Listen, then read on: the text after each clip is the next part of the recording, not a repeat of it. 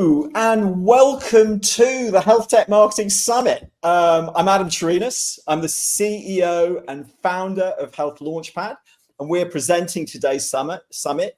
For those of you who don't know us, Health Launchpad is a health tech marketing agency. We help clients like InterSystems, DeepScribe AI, ClearData, and many others grow their top line revenues and build their brands.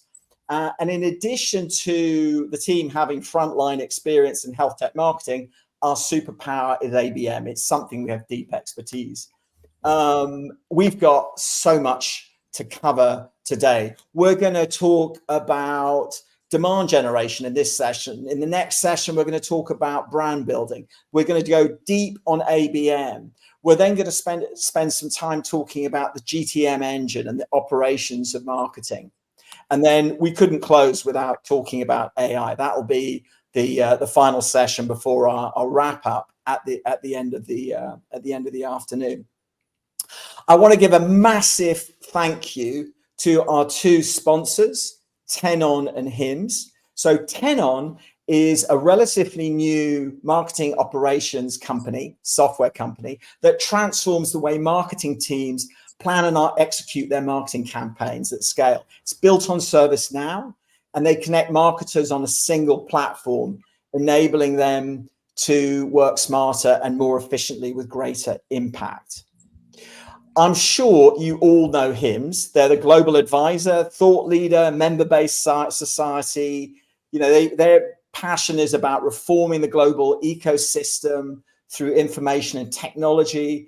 They have media programs that empower you as a marketer to reach and educate your prospects through market insights, brand awareness, lead generation, and content creation. And you're going to see folks from Tenon and HIMSS throughout the day. Before I kick off the session, we've got a few housekeeping things. Yes, all these sessions are being recorded. And you've got chat, comment or chat, depending on whether you're here watching it through our StreamYard application or whether you are on LinkedIn Live. But use the chat. Why don't you start by putting your name in and where you are right now today, and why don't you also say what you want to get most out of today's session? And at the end of the session, you're going to navigate back to the main page with all the other sessions, and you'll be able to start the next session on brand building. Okay, let's get going. And the first session is the evolution of demand generation. So we're seeing a major shift happening. And this is a major shift in how technology organizations are finding and engaging prospective buyers. There seems to be a big shift from quantity to quality. And so in this session, we're going to cover a lot about demand generation. We're going to start with some information about the buyer journey. We're going to talk about what works, what doesn't work, and the shift to quality. And to do that, I've got some phenomenally great guests to help me with this. I'd like to introduce you to the guests, and then they'll tell a bit more about themselves as they start to dive in on these topics. So from the awesome HIMSS, we have Matt Carollo, HIMSS Senior Director of Sales Enablement. Hey, everybody. Hi, Matt. We have my fantastic colleague, Hannah Drake, Account Director from Health Launchpad, and Lucy Railton, who is the VP of Marketing of the Drummond Group.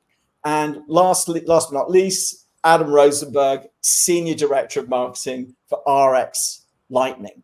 So our first topic is the buyer journey. So I think, to set the table, we've got some data to share with you. Earlier this year, Matt and the team at HIMSS ran a survey that looked deep into the healthcare IT buyer journey. And you shared some really helpful research that we featured on a previous webinar. And so I just want to sort of start off by sharing some of that data. And Matt, have you talked to that? Yeah, absolutely. Thank you, Adam. It's great to be here. I'm going to try to kind of, do this in 2 minutes, but we do have a full survey kind of behind the key takeaways here. So if anybody wants that, It'll be available after, and you can reach out to myself or Adam to get a copy of that. But like Adam said, we went to market at the end of last year with this. And surveyed our enterprise audience, right? So these are the buyer collective looking to implement new technology solutions, integrate different technology solutions into their tech stack and so on. And we're really trying to understand and validate who's involved in that buying process, what that buying cycle looks like, and what types of content are people looking for when they're going through this process, right? When they're going through the buying cycle. So these are the key takeaways. Again, there's a full document kind of behind there. That has all of the data points. But, if we look at number one, we talk about how the buyer collective in healthcare really remains complex, right? And when we talk about complexity, we're talking about the people that are involved in this process. So, 60% of the organizations told us that there are 5 or more people as part of that tech buying process. And more than a quarter of those organizations say that there are 10 or more people involved in decision making. So, it's important to make sure that when you're thinking about targeting and how you go into market, that you're kind of, thinking about the full buyer collective versus just C-level, for example.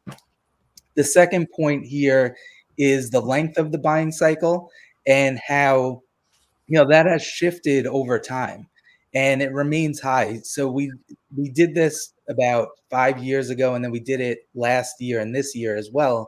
From last year to this year, there was a bit of a shift, but from 5 years ago to now, there's a really big shift, right? So almost 70% of the people that have responded to this say that the life cycle now takes more than 13 months, right? 13 plus months. And over 50% of those companies are saying that it's 19 plus months. So it's really important at getting out in market, kind of early on, right? Getting in front of people because it is a long buying cycle. There are many different types of content, right, that are important throughout the journey. The interesting kind of takeaway here was that 86% of respondents are saying that product demos are important to them when they're researching these potential tech vendors, followed by vendor-focused content. So when we look back, 5 years ago, respondents were saying that there was actually too much vendor-focused content, and now that's completely flipped, right? And I think that speaks to what we all experience when we're thinking about the new kind of buyer's journey, right? That it's all digital, and that people aren't reaching out to sales until they're ready to really have that conversation about buying, right? They're doing a lot of this research online and finding all that content online. The fourth takeaway here is about proven success and interoperability being at the top of the list for making that short list, right? So last year we did this survey, but we also had a conversation with buyers. And what they were saying last year was that, they were going from investment to assessment.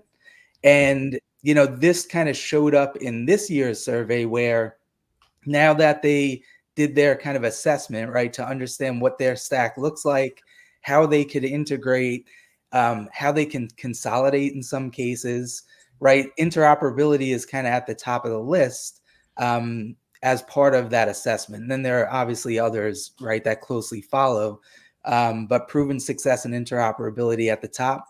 And then finally, and this is nothing new, but informing the buyer collective across these different interactive and industry platforms. So providing access to content across trusted platforms that really reach them at the right time on the right platform with the right information that they're looking for. And there's again a whole list of different content pieces and different platforms that are trusted that are included in this survey. But those are the 5 key takeaways.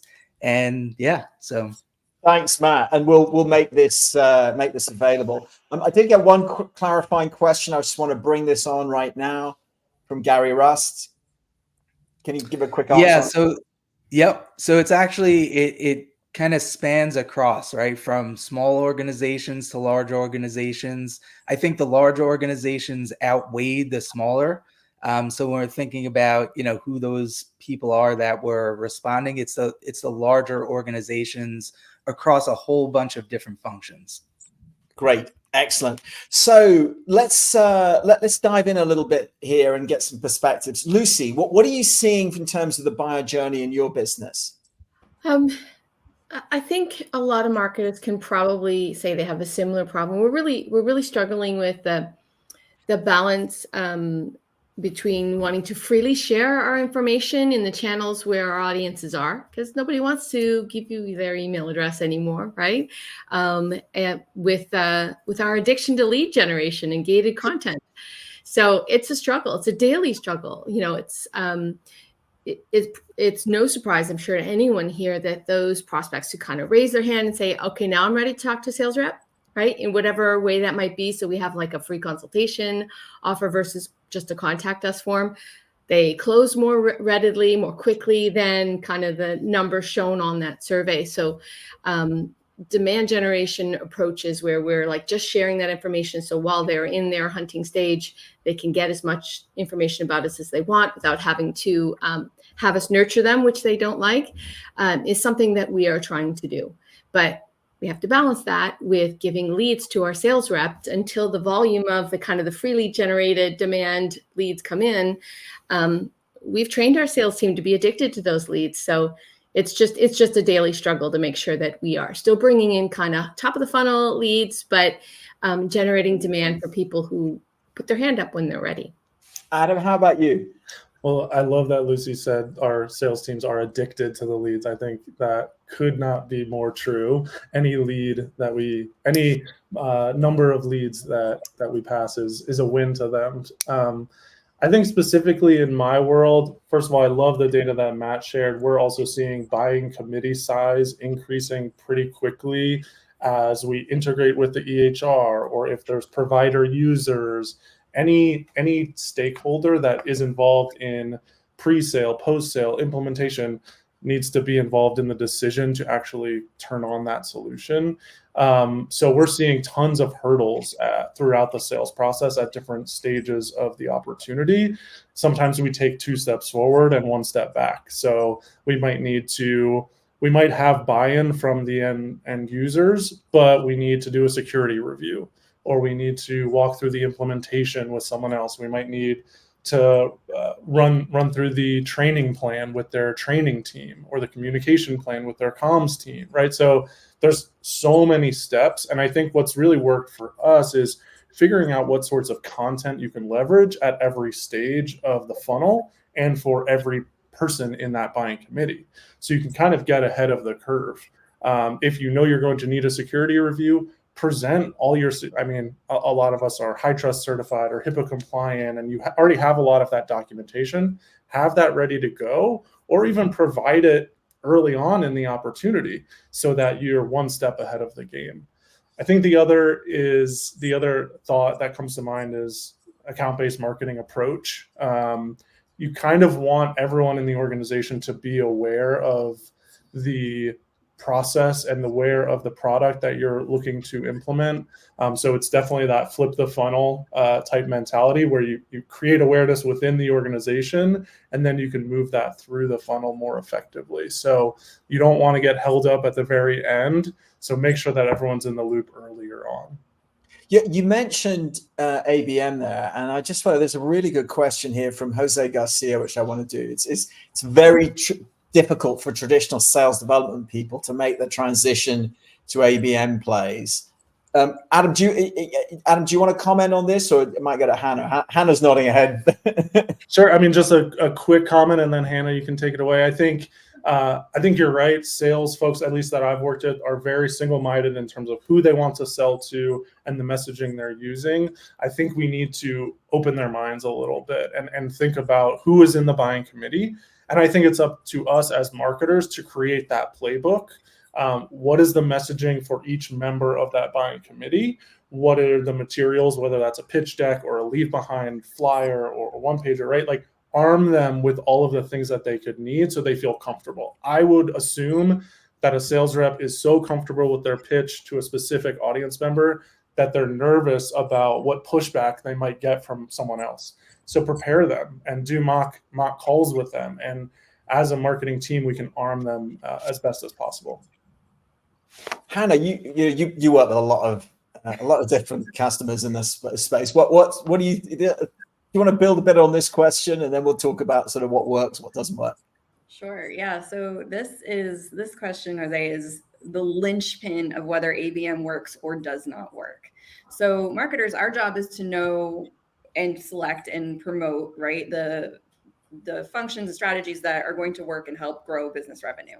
But when it comes to what you said about selling it to sales development people, it highlights the importance of your ability to have those soft leadership skills and actually use your marketing skills to market ABM to your sales people, right?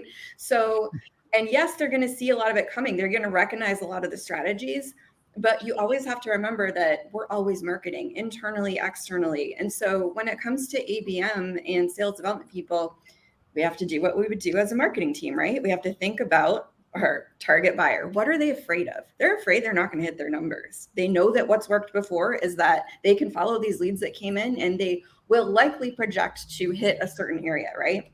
But if we come forward and I say, hey, I've got some great data from you from my favorite intent tool, and I'm pretty sure these people are going to be receptive to your phone calls. They're going to be like, so I'm going to interrupt my whole day-to-day strategy to go call this random person that didn't raise their hand.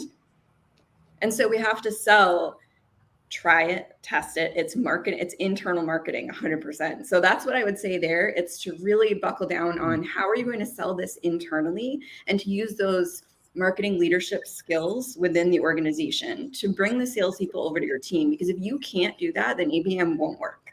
It won't. We see it all the time here across our clients. That is probably the hardest part about successfully implementing ABM.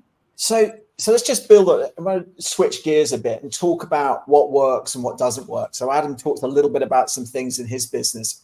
Stay with you, Hannah. What do you think works? What do you think just doesn't work the way it used to work? So there's definitely C-suite who will laughingly disagree with me on this. Hate to say it, trade shows and webinars and events work. People hate to go, especially you get the VP C-suite and you're like, well, we're going to fly you here and you're going to be there for 4 days and you're not going to get very much sleep. And, and the truth is, unfortunately, most people don't want to do this because we have families at home and we want to do other things and business keeps going while you're at trade shows. But the value and the mentality of the people that attend trade shows, your target is there. They are open to talking to vendors. It's a subconscious reality of, I'm probably talking to vendors at this show. So there's an opening there where typically you are a digital aspect on a screen in their life, or maybe you're doing direct mail to your postcard, right? But it is your one chance, or not one, right? Because there's multiple trade shows and webinars and things, but to bring a human element to the marketing and sales process that doesn't exist on a digital screen. Because at the end of the day, and any good salesperson will tell you this, people buy from people. And we've heard it from so many of our clients here who have gone up, in these giant, $1 million deals that take months and months to close. And the internal reason that you'll never hear externally that the target company chose them instead of their competitor is because they liked their team better. They liked their C-suite better. So that's what I would say. I would say events are definitely still king from a marketer's perspective and lead quality. Yeah. And then if you're doing ABM, especially, you've got to be on intent data.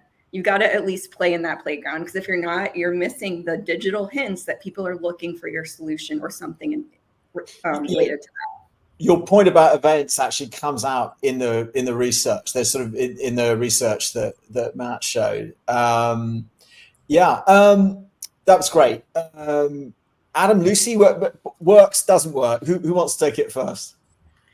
Go ahead, Lucy. I can talk a little bit. I mean, we're still definitely doing Google Ads. The company's been around for 25 years doing health IT compliance. And so we're very well known in the health IT sector. We have like 80% of the market share on the ONC health IT. So the demand generation that was done over the 25 years, has definitely helped the company. But we offer other services to other highly regulated industries that maybe don't know us as well. So for them, we're still using Google Ads, and the quality honestly sucks. So for those, we have to make sure that they're going to specific landing pages, that we're blocking, free, disposable, and ISP demands, because we really only want those people who are maybe want the content but are willing to speak with us if they want the content.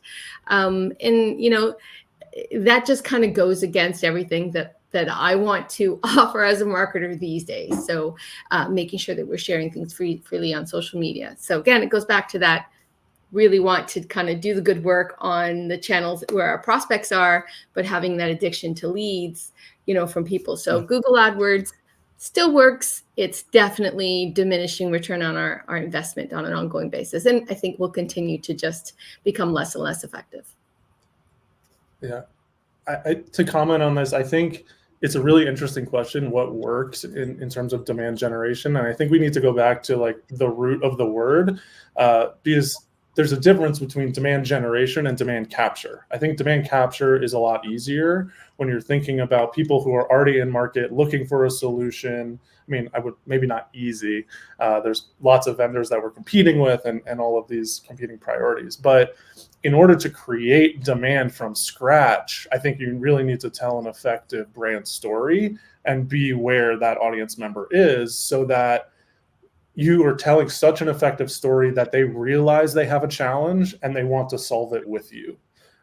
So I think there's a lot of different ways that we can talk about to create demand from nothing.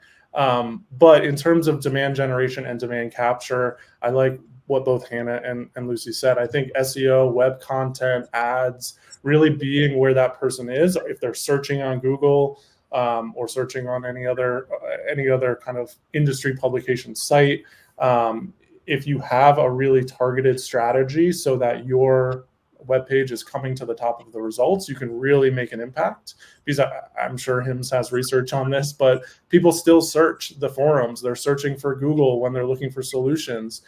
I think on the other side of the coin, they also go to their peers. And something that has worked really well for us in terms of demand generation and demand capture is referral marketing. We have tons of users at hospitals and health systems, even clinics and physician practices. They love to talk to their neighbors down the street or their fellow chief pharmacy officers or CMIOs. There's groups that get together at events or on webinars or other places. And if you can create a great impression with one of them, they're more than happy to introduce you to others. So we've done a lot of referral marketing because we realize the value, like Hannah said, of that personal connection. And as long as your team is willing to pick up with that positivity and really strong connection, you can that really goes a long way. I think on the other side of the coin, Adam, what doesn't work is just as important. Not having a really strong relationship with sales, marketing and sales need to partner really closely. Back in the day, it used to be throw sales as many leads as you can and forget about it. Now, I mean, I have a revenue goal on my head because I think we should be partnered so closely together that I want to help them accelerate their deals and push them over the finish line. So marketing is very involved in the quality of the leads, not the quantity. And then I think also just using the data as best as possible. If you're just doing everything without looking at the data, you're going to attend events, you're going to host webinars, you're going to run a lot of campaigns that may not be effective. I think the most impactful thing I've done for my company and for our budget is just cut things that aren't working. And you can only do that if you have the data. Mm-hmm. Sorry, I just want to add up to Adam and agree with Adam that referral marketing is kind of a really good approach to take.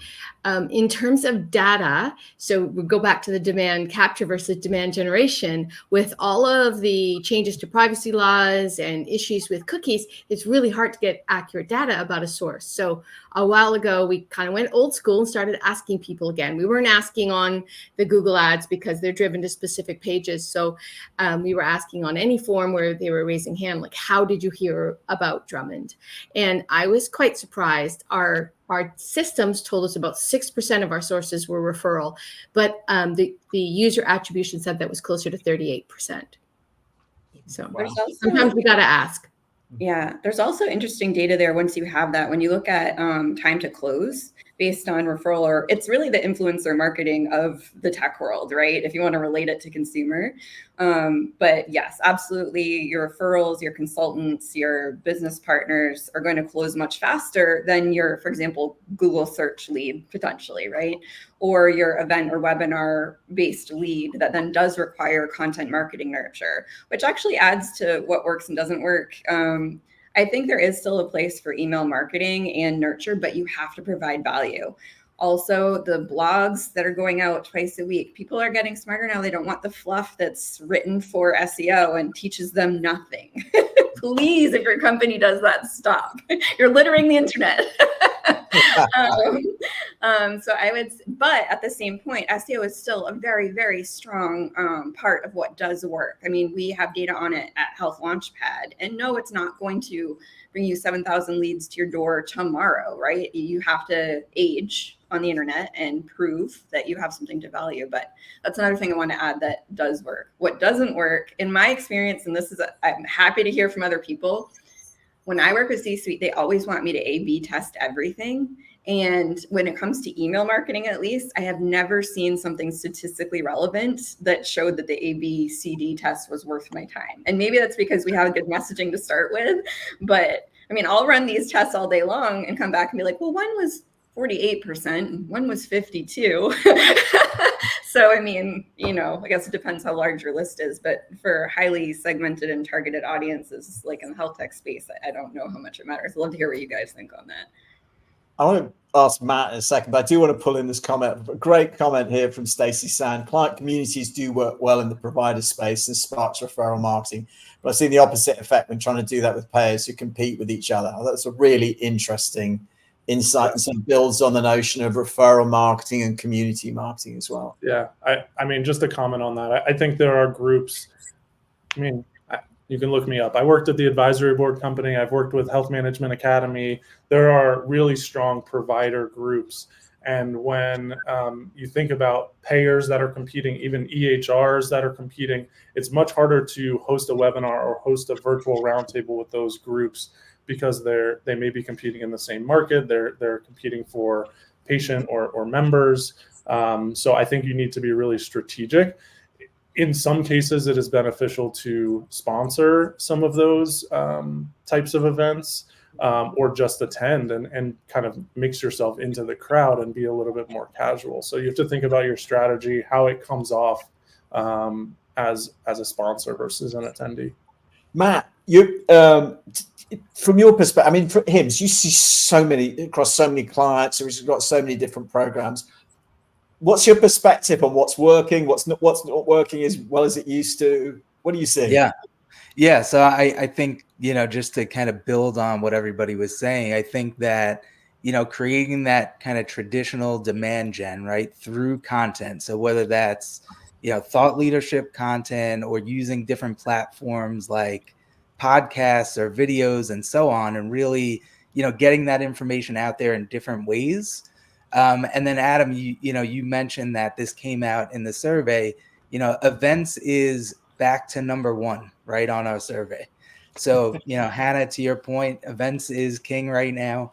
When we talk about events, though, it's different scales, right? So you could talk about the big, you know, trade shows for sure, but we're getting a lot of inquiries about these more intimate engagements, right? How are you getting people actually to the table, to a dinner table, for example, right? Bringing them around the table, having discussions, building these relationships, and so on. And that could be, you know, at events that are taking place and getting people together since they're there already, or doing them independently and bringing them, within a certain city, right? Bringing them to a certain dinner and discussing a certain topic, for example.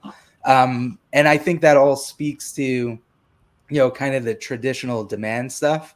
Hannah, you mentioned intent as well. That's obviously a big ask from everybody these days. It's almost a requirement, right? When we're talking about switching from demand gen to lead gen, when you're getting these leads through the pipeline, what does that intent look like, right? Not only for the account, what's the buyer collective doing on the account, but what's that individual doing as well, right? Have they downloaded just this asset, or are they in market for other things as well?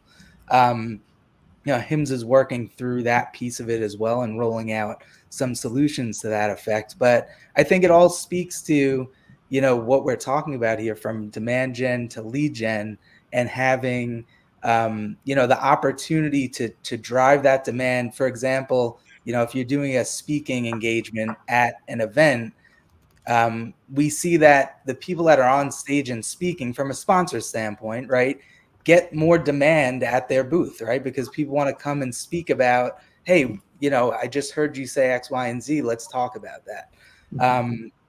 So those are, the things that I think are working. One more quick comment on events before we turn the page.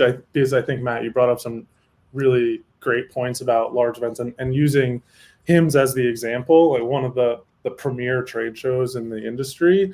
Like, if you can create a splash there, you're creating demand and you're creating brand awareness for your company.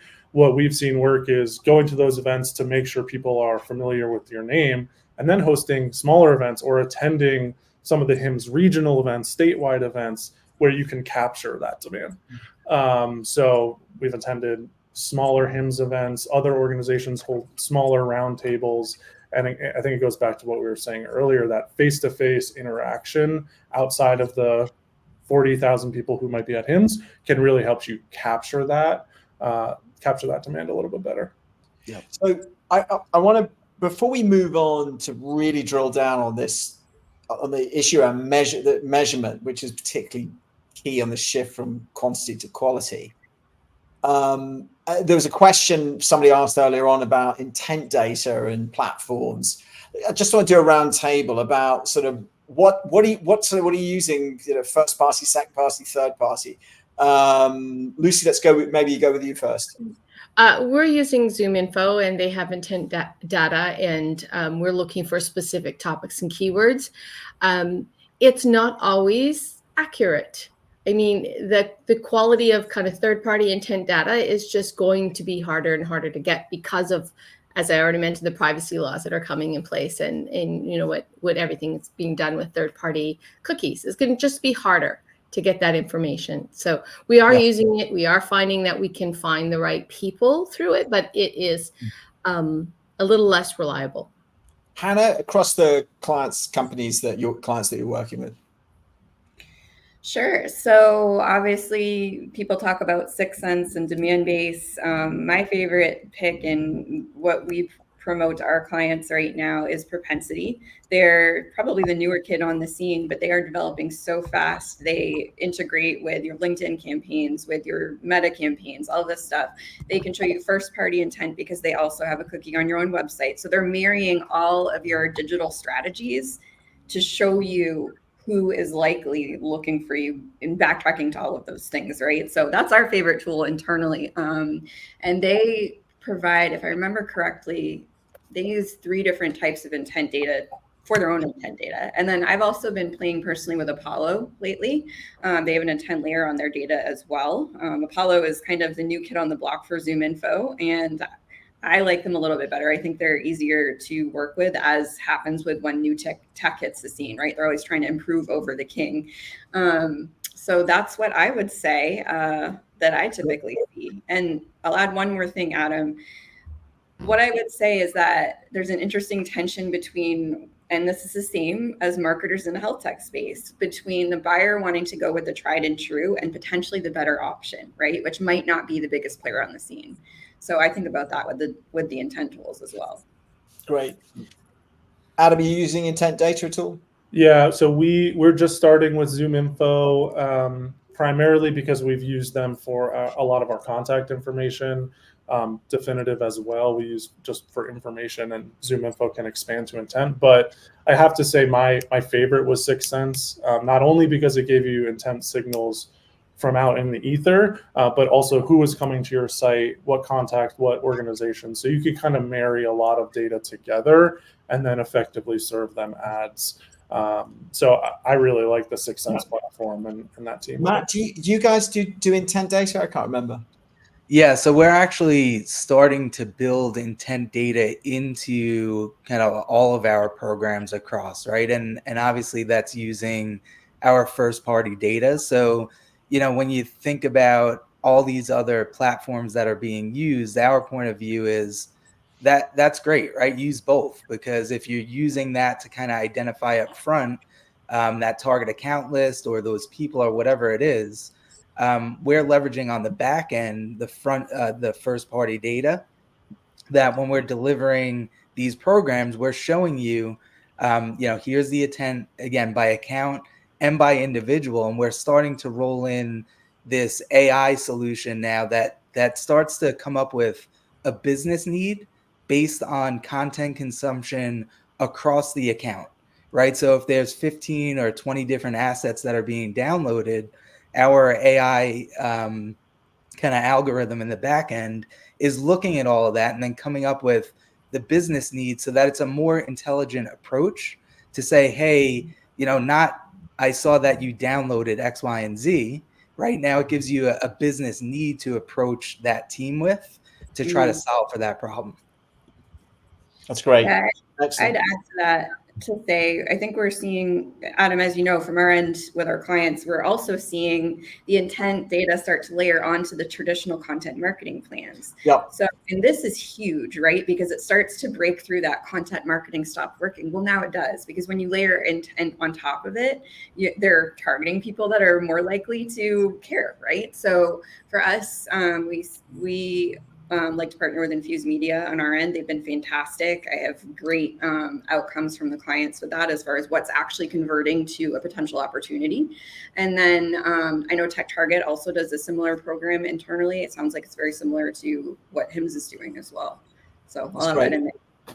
Excellent. All right, let's shift into measurement of that as part of this shift from quantity to quality. So Lucy, how's that shift manifesting itself with you guys? Is it changing how you're measuring it? What's going on? Yeah, I think both Hannah and Adam have kind of touched on this. We're moving to more of a revenue attribution or revenue influence approach, as opposed to we brought in 50 leads last week. And Hannah had mentioned talking about how you can shorten the sales cycle. So we're also looking at that, like how did the lead come in, and did that lead not only generate opportunities, but how quickly did that deal close? Did that close?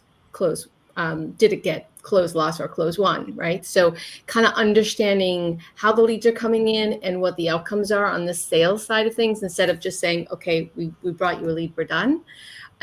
Is one thing that kind of reinforces to marketers to focus on quality over quantity. Adam, how about you? Yeah, I mean, just to echo what Lucy said, I love the revenue influence approach. We do continue to measure leads. I don't want to say we're not measuring them at all, but it's one leading indicator. But we're measuring conversion from a lead to an opportunity, from an opportunity to pipeline, from pipeline to revenue. And then our entire commercial organization has a revenue goal that we're all marching towards. So I think in order to measure and transition from quantity to quality, you all need to be in lockstep with one another. Marketing and sales need to be partnered even more closely. And I think there's a lot of ways to do that. But I think leveraging the data, understanding what works, using a multi-channel approach, all of those things can kind of help you influence more demand and leads and revenue over time. That's great. Hannah, what?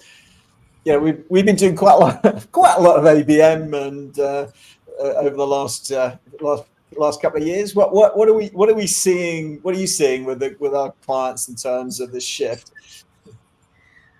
I think, well, I've touched on a lot, I think, over the course of this discussion so far, but I think the one thing that we haven't touched on that is one of those kind of roadblocks or frustration parts to creating a successful ABM campaign is the importance of awareness and things that unfortunately are not going to just necessarily generate those leads, but they're so top of the funnel, you're not going to get that next level without them, right? So how do you get approval for, I want to spend $1 billion on LinkedIn because people need to know about this brand. Let's say you have a new product.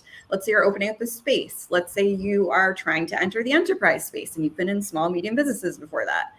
Well, you have to generate awareness, but because of this revenue and, lead focused approach, people are like, well, so you want me to spend this money and I only got 2 clicks? Well, it takes, what's the average now? I used to be like 9 impressions and now it's like 14 or 15 based on, until people are like, oh, I know them. And so I would say, as far as across our clients, that's one of the other roadblocks or hurdles to get around is how to get buy-in on, yes, we need to have general campaigns. Yes, we need content marketing campaigns. Yes, we need more specific campaigns. And oh, by the way, are we doing targeted list advertising or are we doing ABM? And then that whole conversation. That's great. That's really, really great. Okay, so we've got about 2 or 3 minutes left.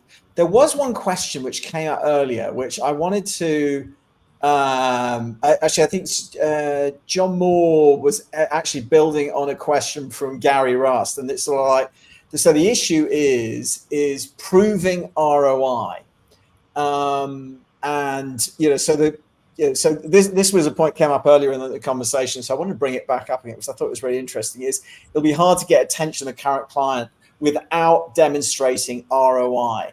So I'm just curious, it's like for all of you guys, how are you going about demonstrating ROI? I can touch on it super quickly. I think there's both qualitative and quantitative metrics for both brand awareness and demand gen. So if you think about brand awareness, anecdotally, are people coming to you, talking about you? There are tools that can help you measure social awareness of your brand. But also, are people coming to your website? Are you getting impressions on your ads? Right? There's a lot of both qualitative and quantitative metrics on the brand side. And then on the demand side, I think it's similar. There's a lot of metrics like leads, like sales pipeline generation, and how quickly things are moving through the pipeline. I think an account-based marketing approach is not meant to influence one metric or another. It's kind of meant to be this all-encompassing approach that generates the demand, captures that demand, and accelerates opportunities through the pipeline. So you need to kind of have measurement at various stages throughout the funnel so you can effectively prove that it's working. I saw a question earlier about how long it takes. Like, this is not something that you can do in a week or a month. Like, this is a 6 month to a year, multi-year process to build out the infrastructure to be able to measure. I mean, you can serve ads pretty quickly. You sign on 6 cents, you choose your audience, you get ads in the market. But the infrastructure to measure success and see those opportunities turn to revenue can take a lot longer. Thank you. That's great. Okay, so I want to bring this session to a close. Start first of all. I want to thank Adam, Lucy, Hannah, and Matt for being so candid, for being insightful, and being really on point with your answers. I've made lots of notes. Just one little thing, which is ABM came up a lot. So 2 things. One is there's an ABM session, which is the 3rd session of the day, where we're going to dive really deep, specifically into ABM. So, please try and come to that session as well. I think it's an opportunity to get any questions that weren't answered. The other thing is we are also launching in Q3, doing an ABM masterclass. As I mentioned, it's our superpower. Written the books on it. We do it for lots and lots of clients. And so it is an opportunity, if you're interested in getting started with it, an opportunity to learn more about it. So in the 20 seconds I've got left, I will tell you that you need to go back to the page that you logged into this page. So either hit the back button, or hit the or it should be actually in a separate tab, or I'm going to put that link in the chat right now. Click on that and then click on view for the next session on brand building, which my great friend Matthew Piet, another guy with a funny accent, will be moderating, and we're going to talk about how to build brand reputation and authority. So with that, thank you all. See you in the next session. Great. Thanks. Thank you.